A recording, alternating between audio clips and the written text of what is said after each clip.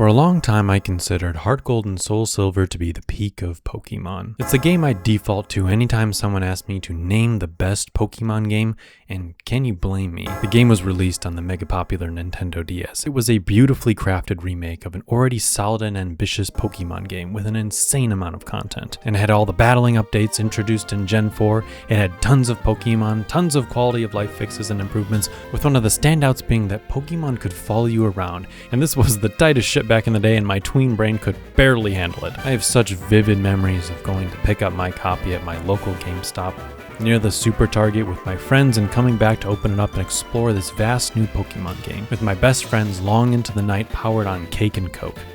And it's hard to separate those memories from my enjoyment of this game, and it's frankly why I consider it one of the best. But now it's 2026 and it's been a while since I've gone back, and I really started to wonder, how well does it hold up? When you look at it with a more critical eye, does it actually stand the test of time, or do later games overpower this golden goose? But today, I'd like to go through my experience replaying the game to answer the question, is Pokemon Heartgold and Soulsilver still peak? Or was I just a loser kid who got excited about everything?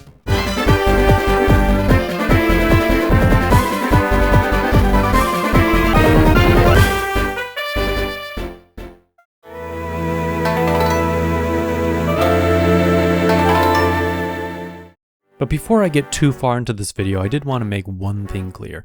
I won't be discussing every detail about this game's story and other aspects that are very similar to Gen 2, as it is largely the same. I will make some mention of it later on when I go through the good and bad things about Heartgold and Soulsilver, but I really just wanted to talk about how good this game is as a remake. So with that being said, if you enjoy this video, like and subscribe, or watch my other videos if you do want to see my opinions on all the other Pokemon games that I've done up until now. So first, what does it really mean to be a remake of a game? And many game developers do seem to have a different philosophy on what that actually means, and there's not necessarily one answer on how to properly do a remake. But I do think at its most basic level, a standard for all remakes and games require some sort of visual overhaul, which I think in Heartgold and Soulsilver case can be summed up from this quote from art director Takao Uno. The first job is to reconstruct the game for the new hardware. Yet at the same time, it is very important to design the game with great care. We need to make sure that we are not tearing down the world that Gold and Silver players experienced when they first saw it. And I really couldn't have said it better myself in any way, but how many times have we seen this done so poorly?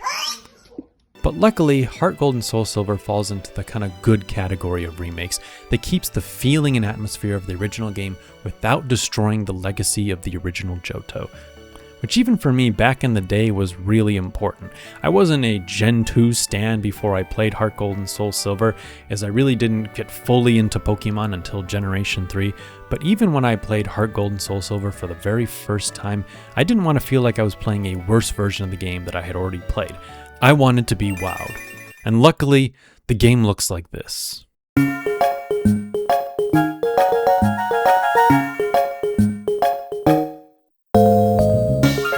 The Gen 2 Game Boy Color games were beautiful for a Game Boy game with its added color and atmospheric design, but now that they've remade the experience on a more powerful handheld, it makes Heartgold and Soulsilver mesmerizing. Each tile in the game has been reimagined to deliver a unique new experience for old fans and a palatable new style for the newer ones. Even the simplest towns like Newbark Town are structurally the same, still consisting of 2 normal houses and our mom's house and the professor's lab, but there's more attention to detail in each, especially in the lab, that make it stand out and draw you in the beginning of the game. But they've also kept some of the same touches from the original game. See, as I had talked about before, in Gold and Silver, many of the roofs on buildings match the color of the town's name, and here in this game, that still can remain true for very many of the towns, like Violet City, still painting their roofs a lovely shade to pay homage to its origins. But I think in these games, my favorite town to get a revamp is Ecruteak City, which has always been one of my favorite, but in Gold and Silver, the houses had a mix of reddish roofs and wooden dojos. But in Heartgold and Soulsilver, they have made them a little bit more uniform, but added details in the roof styles, as well as my favorite detail being the golden fall-colored trees in the back of the city between the towers. It's actually pretty rare to see multiple colored trees in Pokemon towns like this. In fact, in this game, pretty much every town uses the exact same green tree sprite, with very few exceptions. And my favorite detail about this change in tree colors is these trees are also visible in the overworld map, making the city truly stand out as unique. And these details can be found everywhere in the game, but even the small details catch my eye wandering around the routes of Johto again, with the pixelated luminescent lamps putting me in a near hypnotic state the first time I entered Goldenrod. And yes, this is actual footage of me playing the game pretty recently, where I was just staring at some lamps in Goldenrod City because, I don't know, I had nothing better to do with my life, and I swear I'm normal. And even all the Pokemon have been reimagined to match Generation 4's art style. Granted, most of them were already redone for those Gen 4 games, but we did get quite a few overhauls. And I swear, a lot of the times they did overhaul a Pokemon sprite, it was to match the original Gen 2 game's style, where Diamond, Pearl, and Platinum might have differed a bit. Feraligator's design was pretty good in Gen 4, but in HeartGold Silver, it got reshaded a little bit and adjusted to look a lot more like the OG from Gen 2.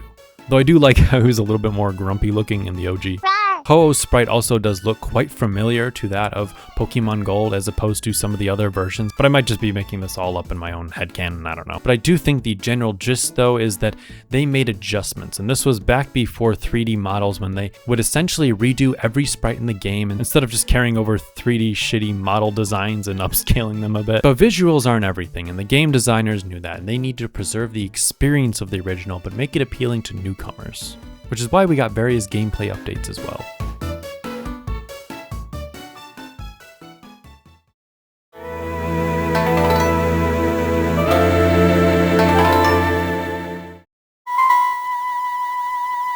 Making gameplay updates in your remake can be quite a bit of a gamble, especially if the original game was seen as a good standard for that type of game, and most people never really saw it as needing to be overhauled. But with HeartGold and Soulsilver, they really did go the route of changing and updating a lot more than visuals, and some of those, love it or hate it, were pretty necessary.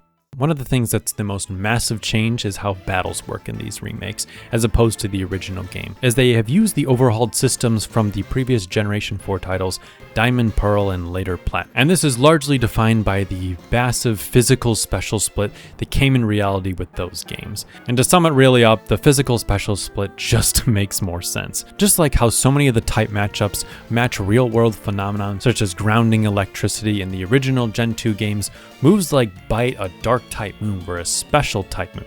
And I'd agree a certain bite from a special someone might make you feel a little special, but it doesn't logically make sense to me in the context of a video game when you're trying to damage an opponent with biting them. Especially when dark type was first introduced in Generation 2, it really didn't make much sense. But here in HeartGold and Soulsilver, it makes the entire Pokemon more viable that have never truly been viable before. Pokemon like Totodile I choose much more frequently in HeartGold and Soulsilver than Generation 2 due to this split helping it out, with most of its moveset and high attack stat making moves like Waterfall hit like a truck later in this game when you do get access to it. Especially when you don't want to default to use the Red Gyarados as your water-type Pokemon for a playthrough, or Mantine. I love Mantine. I don't know why. I just love this thing. It's always been one of my favorites. Shout out to the other Mantine lovers out there. Like and subscribe. But there are some downsides though, and some questionable decisions. I mean, getting my favorite Pokemon Tyranitar is still a pain in the main game, since Larvitar are mainly obtained in Mount Silver. I know they are available technically in the Safari Zone, but that is kind of a tedious task to do. The very first time I played it, yeah, sure, whatever. But I'm really not going to go through every good and bad example of all the Pokemon that have been changed, because I just frankly don't want to do that. But I do think what's important to get across though is that they did put thought into all this, and they did essentially listen to complaints and make changes to enhance the player battling experience. Speaking of which, there's also a lot of enhancements of gameplay and battling just by virtue of being on the Nintendo DS and having a second screen. And in the modern world of Switch gaming, I really kind of miss being able to entirely control battles on the bottom screen. But being able to control the Pokegear, tap away, sort Pokemon and items, all with this little stylus gaming, really, gaming never got better than this. I mean, there is a dedicated running shoe button in this game that you can keep toggled on at all times. That is quite possibly one of the best quality of life features that has ever existed in a Pokemon game. And yeah, there are quite a few other things that have been adjusted, like expanding the Pokegear, which was frankly a unique concept in Generation 2, but not used quite to its furthest extent, and here it's much more useful for rejecting calls from Joey, Bob, and Mom.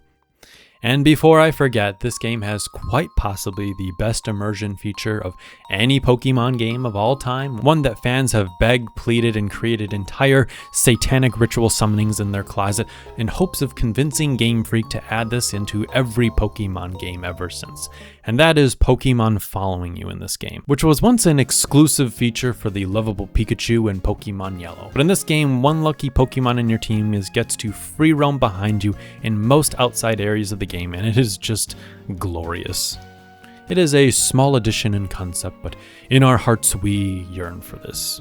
For years and years, I keep coming back to these games just to run around, grind a bit, and I mean, for a while this was my default game to just throw Pokemon from other generations just to see what it looks like for them to just follow you around in the overworld, and to see what kind of personalities they might have as you try to talk to them as they're walking behind you. And I think this works so well because Pokemon games are largely solo experiences. Unlike other JRPGs where you might have a 4-person party of friends just following behind you or something, adding something similar to that in these games allows you to build a stronger relationship with your party of Pokemon, and there's no other game that really does this, at least for a very long time. But even now, this small feature does warm the heart and does make the bond you have with these digital pixels in this playground far more special than pretty much any other.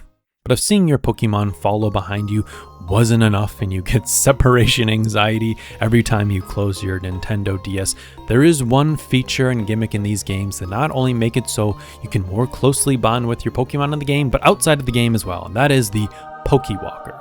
The Pokewalker is the most unique aspect about these games in this day and age. It is the thing that has really never been truly replicated in any other game. The Pokewalker gives you the ability to send a Pokemon into this little pedometer device for the day as you go walk around school or go to work for the day, or even just hike around in your local neighborhood. And just like any pedometer, its main use is to count your steps, something most modern phones and watches do. But I will say, it has been proven that this thing is more accurate than other similar devices of the time. I gotta love that Iowa State University used real world dollars to prove that the Pokewalker is one of the most accurate pedometers of all time. This is such a weird fact to know, but goddamn, I love it. Not only is it accurate, much like Tamagotchis and the Pocket Pikachu before it, it allows you to play little mini games, catch Pokemon, use the dowsing machine for items that you might theoretically have passed on your journey to Taco Bell. There's multiple areas that you can send your Pokemon to, and even some Pokemon that are only found in certain areas in the Pokewalker that are not found in the main game itself. And I didn't really use it in this last playthrough on account of, trying to record things, but back in 2020 when I wanted to go for little walks and runs, I actually picked up Heartgold and Soulsilver out of, boredom and having nothing else to do. But I just love how they took all their passion for development and health and everything and put it in this tiny little pedometer. And I mean, when searching for interviews about these games, they just would not shut up at the time about this pedometer's development. But like I said, since this is Gen 2 remade, I would be remiss if I didn't mention the story at least a little bit, especially being hot off playing Pokemon Crystal. Largely, the game's story is the same. It follows the main plot of Gold and Silver, but it does add a little spice from Crystal as well, mainly in Yuusine's storyline, where this mysterious man pops out of nowhere in the Burn Tower to explain his obsession with the legendary dogs and mostly Suicune. And can I really blame him, considering I spent a whole section of my last video about Generation 2 talking about the legendary dog trio and Ho-Oh and the legends and everything there that are so cool to me. I'm not going to talk about it again, but go back and see that, if you want to hear me obsess more about that. But I am overall happy that they did add all of this content in this game, because that is definitely something that is not a given, especially from this point in the series onwards. I do largely enjoy games like Omega Ruby and Alpha Sapphire, but those remakes do remove fun post-game additions from Emerald and replaced it with some new story stuff, which isn't bad, but I would be lying if I said I didn't miss the proper battle frontier when I first played ORAS. They've also reimagined some cutscenes in this game, with the biggest standout being when Ho-Oh descends from you to battle you towards the end of the game. This cutscene gives me chills, and it's why I generally play Heartgold more than I play Soulsilver. It's not that Soulsilver is bad or anything, but the way that Ho descends in this cutscene just activates all the right neurons. And the Kimono Girls are also expanded on a decent amount in this game, story-wise. And I won't say it's game-changing, but they do add a bit more mystery and hype around the legends in Ecruteak City, as well as adding to the epicness of Ho-Oh's arrival. And they are mostly littered around the world, starting with you first meeting them in Violet City to talk about eggs. And then again in the Elix Forest, where they kind of say that they don't actually remember seeing you before, which kind of adds a little bit of a mystery to the game, at least for a little bit. And I also just think it's really cute that, you know, the Kimono Girl is lost and whatever Pokemon is following you is just going to help him out. And this kind of just adds to how awesome this feature can be, to not just being a digital cosmetic pixel that's following you, but it does add to the immersion of the game. And I think that is truly key in Heartgold and Soulsilver. As much as I like the originals and Crystal, I am able to just get much more immersed into Johto in these games. And with these games, I'm not spending precious, ever so dwindling brain cells due to the modern state of things on complaining or lamenting over the removal of things from the original games like so many other remakes, which is why I can't even get into games like Brilliant Diamond and Shining Pearl. I look at it and I immediately just want to rant about how much I just don't like this flavor of game and how much more I love the originals. But with Heartgold and Soulsilver, I'm able to just freely enjoy the experience with little friction. But that doesn't mean there's no friction. I did want to talk a little bit about some of the downsides of playing this game in 2026.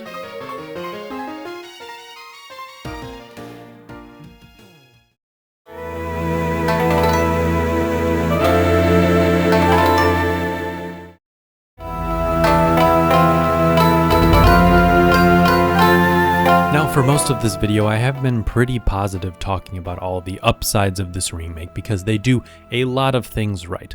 But these games are not perfect, and that is blatantly clear playing these games in 2026. It's clear that these games are not flawless. And one of the curses of trying to stay faithful to a game you're remaking is that you can also pick up some of its flaws, just like I mentioned in my Gen 2 video, and frankly it's been talked about elsewhere in a lot of other videos about Generation 2 and Johto, is that the level curve in this game is pretty borked in this game. And you will find Pokemon, say in Route 45 of this game, after beating Claire, who are like level 20 or 27 at most, and Claire's max level for a Kingdra is 41. The mismatch is just kind of weird, although they do boost Kingdra by 1 level from Gold and Silver, big boost, haha, woohoo. But I've definitely heard people complain about this all the time when talking about these games and the original Gen 2. What I was not expecting this time playing the game that was really a standout was I was entering the Elix Forest with a level 20 Pokemon doing absolutely no grinding whatsoever, just battling the trainers and what other Pokemon jump scare me in the grass. And here I was fighting like level 8 Pokemon in the region. And this is probably the first time in the game that you are going to start to maybe do a little bit of grinding when you're trying to get ready for Whitney's Wrecking Ball of a Miltank, which is a pretty arduous fight this time as well. Every time I think I've grown up and gone beyond Pokemon game challenges, they still manage to surprise me. But no matter what, there are still some flaws in the whole game balance of this game, even in Heartgold and Soulsilver. And even in the end of the game, there are problems, at least things that seem cool, but do make the gameplay experience suffer a little bit. Like, I do love the environmental storytelling of Silver coming in and sweeping all the trainers in Victory Road up like the trash they are, but I also really would have appreciated that EXP, you fucking hog, who raised you? And the Elite Four and Champ are not exactly the strongest of all time. In fact, they might be one of the weakest of all time. Also, they removed all of Lance's cool Aureus, something that was extensively talked about in this Daryl Talks Games video. But before his fight in the original games, there's music as you're slowly walking up to Lance. But suddenly it stops right as you start talking to him. And that's just so cool. It's ominous. It makes him seem like some kind of threat. But in Heartgold and Soulsilver, they just completely remove that, and it sucks. And then you meet Lance, and he's even more especially lame when he starts talking. And I feel like it's just so much easier to plow through his Dragonites in this game because there's just so many more options in Heartgold and Soulsilver than there are in Generation 2. And another last thing that I did find very, very annoying in this game, and I don't even remember it really too much of it being a problem in Generation 2, but because we have so many Pokemon available to us, you will probably mix around, and I wanted to use a Nidoking in this game. And I found that finding certain evolution items in these games can be a real pain in the ass. And the only way to get a Moonstone to evolve your Nidoking is to find it in the secret paths to the ruins of Alph or something. Or you have to wait for your mom to buy you one, or you have to perfect the Pokeathlon. And if you are playing this for the very first time, you probably will be playing quite a bit of the Pokeathlon, which is another great addition to this game. I didn't talk about that much because frankly, this time around, I didn't play it that much, but it's really only useful if you're playing this game on original hardware. And then of course, there is the whole second half of the game. You're allowed to play through the rest of the Kanto region after you beat the main portion of this game, which is just like the original. Again, it's a mind-blowing thing. I don't know. I'm not as passionate at talking about it in the Heartgold and Soulsilver video because I already talked about it in my Generation 2 video, and it is frankly pretty much the exact same. You're playing through Kanto a second time, or for me, I don't know, it's been like, I played through Kanto at this point like 4 times in like the past year, playing through Generation 1, Leaf Green, playing through this game, and playing through Gen 2. I played through Kanto a lot lately, and this time around, it's just not as fun. You eventually get up to Red, you beat them, it's all fun and games, and I don't know. There is something that I did talk about in my Generation 2, and they don't really fix it that much here other than the graphics look a little bit better, and they've kind of fixed some things where they're not as like, you know, Viridian Forest isn't as shitty in this game as it was in the original Gen 2 game. But that's my opinion. I don't think it's a bad thing. I don't think it's like the best thing of all time anymore either. But yeah, those are some of the flaws of Heartgold and Soulsilver.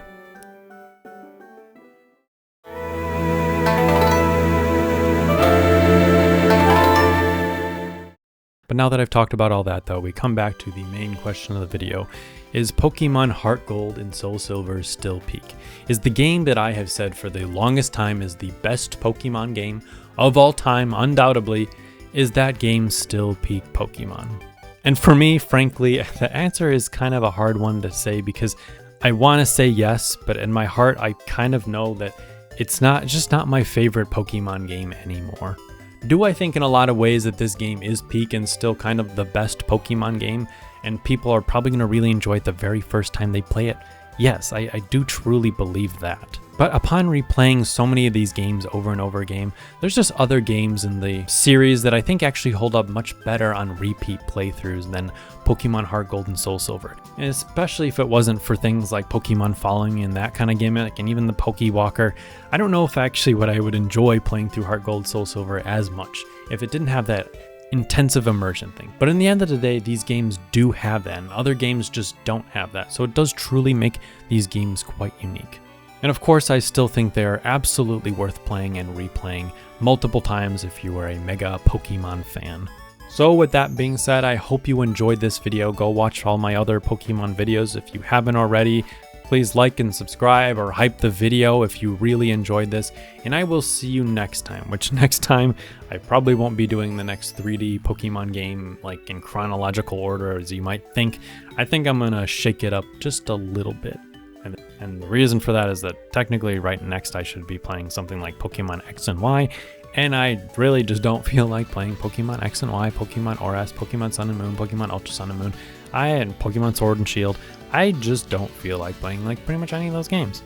So you'll just have to wait and see what I do. So that's why you should subscribe. See ya.